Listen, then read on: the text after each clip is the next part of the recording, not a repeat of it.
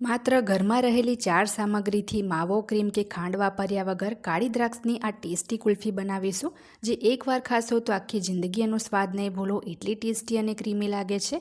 કારણ કે ગરમીઓમાં એમ પણ આપણે અલગ અલગ ફ્લેવરની કુલ્ફી અને આઈસ્ક્રીમ તો ખાતા જ હોઈએ છીએ, પછી બહારથી લાવીએ કે ઘરે બનાવીએ, પણ ઉનાળામાં કુલ્ફી આઈસ્ક્રીમ વગર તો ના જ ચાલે.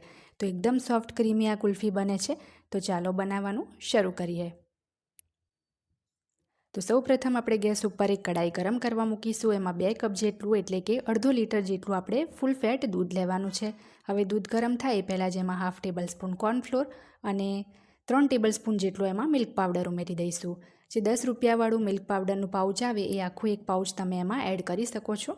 અને દૂધ બિલકુલ આપણે ગરમ નથી થવા દીધું, રૂમ ટેમ્પરેચરનું હતું ત્યારે જ આપણે એમાં બધી સામગ્રી ઉમેરીને એને સરસ મિક્સ કરી ઉકળવા દેવાનું છે. તો અહીં 5 મિનિટ જેવી થઈ છે અને તમે જુઓ દૂધ થોડું આપણું ગાઢું થવાનું શરૂ થઈ ગયું છે. હજી આપણે એને થોડું ઉકાળીશું કારણ કે દૂધની કન્સિસ્ટન્સી હજી પાતળી છે, પણ એકદમ ગાઢું રબડી જેવું નથી થવા દેવાનું, નહીં તો કુલ્ફી પ્રોપર જામશે નહીં. તો આ રીતના પોણા ભાગનું દૂધ રહી જાય ત્યાં સુધી આપણે એને ઉકાળીશું. અને હવે આ દૂધ પરફેક્ટ ગાઢું થઈ ગયું છે તો સરસ આપણે એને હવે ઠંડુ કરીશું. દૂધ અહીંયા આપણું સરસ ઠંડુ થઈ ગયું છે અને તમે જુઓ આ દૂધના થોડી ગાંઠ જેવું દેખાય છે, મલાઈની ગાંઠ. તો આપણે એને એક મોટા મિક્સર જારમાં લઈ લેવાનું છે. હવે આપણે આની અંદર પીસતી વખતે જ 1/4 કપ જેટલો કાળી દ્રાક્ષનો ક્રશ ઉમેરીશું. આ ક્રશ મેં ઘરે જ તૈયાર કર્યો છે. રેસીપી જોઈતી હોય તો જરૂરથી જણાવજો. તો સરસ આપણે આને પીસી લીધું છે અને બહાર જેવો પર્પલ કલર એનો જુઓ નથી આવ્યો, તો બજાર જેવો પર્પલ કલર દેવા માટે આપણે એમાં પર્પલ કલર ઉમેરીશું. તો પર્પલ કલર મારી પાસે છે નહીં એટલે આપણે એક ટીપું અહીંયા પિંક કલરનું અને બીજું ટીપું આપણે બ્લુ કલરનું ઉમેરીશું. તો સરસ આપણો બંને મિક્સ થઈને પર્પલ કલર આવી જશે. હવે આ કુલ્ફી મિશ્રણને આપણે ગાળી લેવાનું છે, જેથી આપણે જેમાં ક્રશ ઉમેર્યો છે એમાં જે કાળી દ્રાક્ષના છોતરા હોય એ અંદર ચારણામાં જ રહી જાય અને નીચે આપણને એકદમ સ્મૂધ કુલ્ફીનું મિશ્રણ મળે. તો તમે અહીંયા જોઈ શકો છો છોતરા બધા ચારણામાં રહી ગયા છે અને સરસ નીચે કુલ્ફીનું મિશ્રણ આપણું તૈયાર છે. તો આ મિશ્રણને આપણે હવે મિક્સર જારમાં જ કાઢી લઈશું, જેથી મોલ્ડમાં રેડતા ફાવે નહીં. તો પછી કડાઈમાંથી જો તમે ડાયરેક્ટ મોલ્ડમાં રેડશો તો ઢોળાઈ જશે.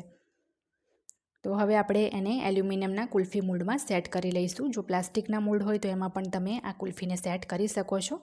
તો જેટલા મોલ્ડ ભરાય એટલા આપણે ભરી લઈશું. અને આ એક મોલ્ડ આપણું ખાલી છે અને આપણે હટાવી દઈએ. હવે ઉપર આપણે એલ્યુમિનિયમ ફોઇલનો એક નાનો ટુકડો કાપીને લગાવી દઈશું, જેનાથી 2 ફાયદા થશે. એક તો આપણે જે આઈસ્ક્રીમ સ્ટિક લગાવીશું એ પણ ઇઝીલી આડી અવડી ખસી નહીં જાય, ઇઝીલી અંદર એન્ટર થઈ જશે. અને જે બરફના જે આઈસ ક્રિસ્ટલ આવે એ પણ કુલ્ફી ઉપર બિલકુલ નહીં જામે. તો આ રીતના ચપ્પુથી સેન્ટરમાં છેદ કરીને આપણે અંદર આઈસ્ક્રીમની જે સ્ટિક આવે એ નાખી દઈશું. થોડું મિશ્રણ વધ્યું છે, એમાં બીજું મોલ્ડ આખું ભરાય એવું નથી, એટલે આપણે જે આ રીતના પ્લાસ્ટિકના ચા પીવાના ડિસ્પોઝેબલ કપ આવે એમાં ભરીને સેમ એ જ રીતે એલ્યુમિનિયમ ફોઇલથી એને કવર કરી દઈશું. આની અંદર હું સ્ટિક નથી લગાવતી અને બધા મોલ્ડ 8 થી 9 કલાક ફ્રીઝરમાં સેટ કરવા મૂકીશું. તો 8 થી 9 કલાકમાં જ કુલ્ફી આપણી અહીંયા સરસ સેટ થઈ ગઈ છે. તો આપણે એલ્યુમિનિયમ ફોઇલ હટાવીને આપણે આ રીતના 2 હાથની વચ્ચે આ મોલ્ડને ઘસવાનું છે. તો હાથની ગરમીથી કુલ્ફી બહાર આવી જશે. બહુ જ વધારે જો ઠંડુ લાગે તો પછી તમારે બાઉલમાં થોડું પાણી લઈને 10 સેકન્ડ માટે આ રીતના કુલ્ફીને અંદર રાખી મૂકવાની છે. તો 10 સેકન્ડમાં કુલ્ફી ઇઝીલી તમારી બહાર આવી જશે. તો અહીંયા તમે જોઈ શકો છો એકદમ પરફેક્ટ આપણી ક્રીમી બ્લેક કરન્ટ કુલ્ફી તૈયાર થઈ છે. તો તમે જો એકવાર ઉનાળામાં આ કુલ્ફી ટ્રાય કરશો તો તમે રાહ જોતા રહી જશો દર વર્ષે કે ક્યારે કાળી દ્રાક્ષની સિઝન આવે અને ક્યારે આ કુલ્ફી બનાવીએ. તો તમે પણ જો આ કુલ્ફી બનાવો તો કેવી બને મને કમેન્ટ બોક્સમાં જરૂરથી જણાવજો. તો જે આપણી ડિસ્પોઝેબલ કપવાળી કુલ્ફી છે એ પણ કેવી સેટ થઈ છે એ પણ હું તમને બતાવું છું. તો એની અંદર આપણે આઈસ્ક્રીમની સ્ટિક નથી લગાવી એટલે ડાયરેક્ટ આપણે આ જે કપ છે એને આ રીતના ફાડીને કુલ્ફીને બહાર લઈ લઈએ.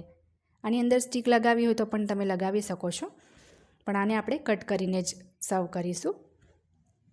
તો આ કુલ્ફીની રેસીપી જરૂર ટ્રાય કરજો. રેસીપી ગમે તો મારી ચેનલ રસોઈની રમઝટને સબસ્ક્રાઈબ કરી પાસે રહેલા બેલ બટનને દબાવવાનું ના ભૂલતા, જેથી મારા દરેક નવા વિડીયોની નોટિફિકેશન તરત જ તમારા સુધી પહોંચે.